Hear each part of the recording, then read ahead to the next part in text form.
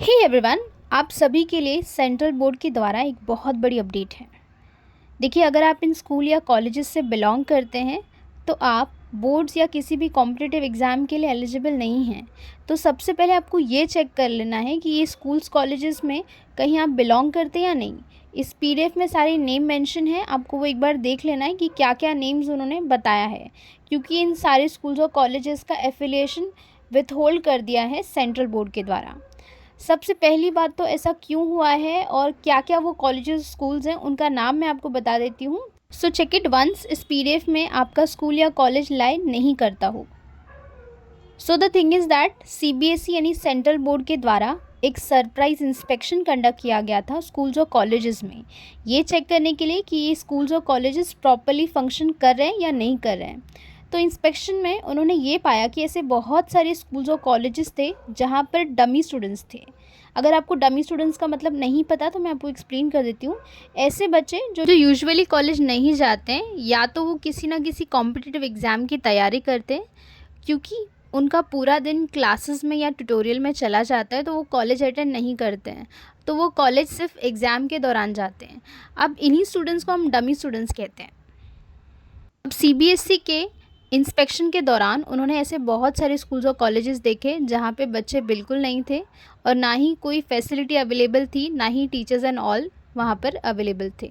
अब ये देखकर उन्होंने ये डिसाइड किया कि इन स्कूल्स कॉलेजेस को हमें विथहोल्ड करना चाहिए, यानी कि इनका जो एफिलिएशन था सीबीएसई सेंट्रल बोर्ड के साथ उसको हम विथहोल्ड कर दें।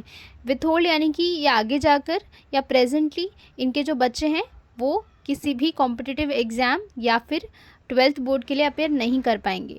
देखिए, अब मैं ये भी बता देती हूँ कि कौन से वो बच्चे हैं जो अपेयर नहीं कर पाएंगे और कौन है ऐसे जो अपेयर कर सकते हैं, even though if you belong to this colleges और स्कूल।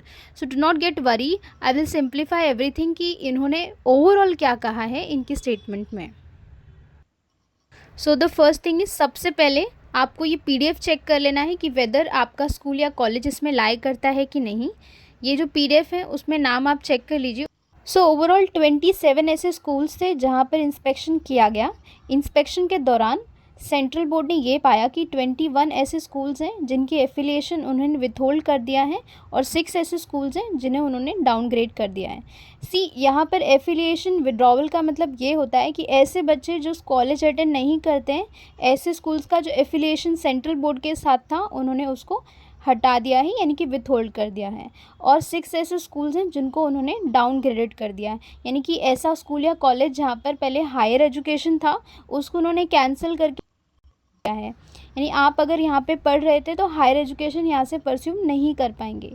सबसे पहली बात तो ऐसा मेन रीज़न इसलिए किया गया है क्योंकि सेंट्रल बोर्ड ने इस चीज़ के लिए बहुत ही स्ट्रिक्ट स्टेप लिया है कि जो बच्चे स्कूल या कॉलेज नहीं आते हैं उनके खिलाफ़ कहीं ना कहीं स्टेप लिया गया है। जैसे आपने इससे पहले सेंट्रल बोर्ड एक और अपडेट के बारे में सुना होगा regarding this 75% attendance. So on that basis उन्होंने ये डिसाइड किया है कि बच्चे अगर स्कूल या कॉलेज अटेंड नहीं कर रहे हैं तो ऐसे बच्चों को हॉल टिकट या उनको अलाउ नहीं किया जाए एग्ज़ाम देने के लिए। देखिए, इस चीज़ को लेकर के सेंट्रल बोर्ड या सीबीएसई बोर्ड बहुत ज़्यादा स्ट्रिक्ट है। तो अगर आपका अटेंडेंस 75% से कम है सो मेक श्योर दैट आप उसे एग्ज़ाम से पहले कंप्लीट कर लें, क्योंकि अगर ये नोटिस आ चुका है तो ये एप्लीकेबल ज़रूर होगा। तो अपने अटेंडेंस पे आप खास ध्यान दें, भले ही आप स्कूल में हो या कॉलेज में हो, क्योंकि आप फिर एलिजिबल बिल्कुल नहीं रहेंगे। और अगर स्पेशली इन स्कूल या कॉलेजेस से बिलोंग करते हैं तो सबसे पहले ये पता करिए कि क्या ये अभी भी फंक्शनल है और इनमें अगर लेक्चर्स लिए जा रहे हैं तो आपको वो अटेंड करना बहुत इंपॉर्टेंट है।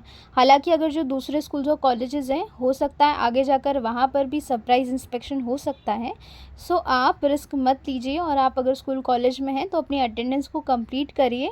और अगर आप इस तरह से क्लासेस आपने ज्वाइन किया है, आप कॉलेज या स्कूल नहीं अटेंड कर पा रहे, तो मेक श्योर करिए कि एटलीस्ट आपका 75% अटेंडेंस हो। और जितना आपका एग्ज़ाम क्योंकि नज़दीक आ रहा है तो अपना अटेंडेंस आप बेहतर बनाइए, तभी आप एलिजिबल होंगे। और ट्राई करिए कि इन डमी स्कूल्स या कॉलेजेस से आप पढ़ाई नहीं करें, नहीं तो आगे जाकर हो सकता है कि आपका हॉल टिकट पे डाल दिया जाए। तो be in the safer side and जिस भी कॉलेज या स्कूल से आप बिलोंग करते हैं, पहले उनके बारे में पता करिए कि वो इस लिस्ट में आते हैं कि नहीं, क्या वो रेगुलर फंक्शन है, उनमें लेक्चर्स हो रहे हैं नहीं, क्योंकि बाद में आपको दिक्कत आ सकती है। तो थोड़ा सा अपने स्कूल और कॉलेज पर आप नज़र रखिए। स्पेशली जो लेक्चर्स हैं आपके और प्रैक्टिकल्स हैं, वो आप ध्यान से अटेंड करिए, क्योंकि उनका अटेंडेंस ज़्यादा इंपॉर्टेंट होता है। यहाँ पे आपको जितने लिस्ट दिख रहे हैं, ये सारे उन स्कूल और कॉलेजेस के नेम हैं। या तो आप इनका स्क्रीनशॉट ले सकते हैं, या आप इनके ऑफिशियल वेबसाइट पर जाकर वो पीडीएफ चेक कर सकते हैं जिनमें इन कॉलेजेस के नेम हैं।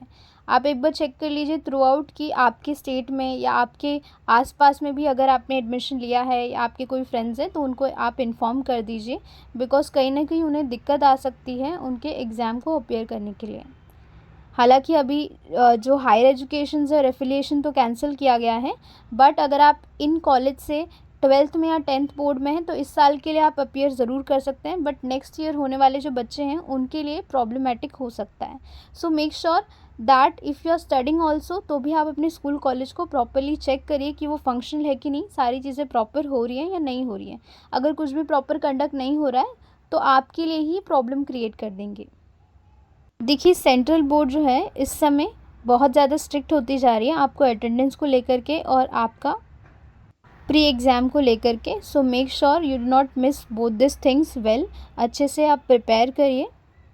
आप क्लास 9th या 11th में हैं, तो इन डमी कॉलेज से या स्कूल से आपको पढ़ाई नहीं करनी चाहिए, सो दैट आगे जाकर आपकी एलिजिबिलिटी क्राइटेरिया में कोई प्रॉब्लम क्रिएट ना हो। श्योर कि अगर आप क्लासेस अटेंड करें तो उतना ही आपके स्कूल और कॉलेज को भी इम्पोर्टेंस दीजिए। वहाँ पर भी आपका अटेंडेंस हो, प्रैक्टिकल का या थियोरी का हो, आपको वो प्रॉपर्ली मेंटेन करना है और सारे एग्ज़ाम्स हैं वो देने हैं, क्योंकि हो सकता है कि आने वाले टाइम में आपके स्कूल या कॉलेज में भी इसी तरह से इंस्पेक्शन हो सकता है। Take this list once and make sure कि आप अच्छे से अपनी प्रिपरेशन करें। Till then, bye bye.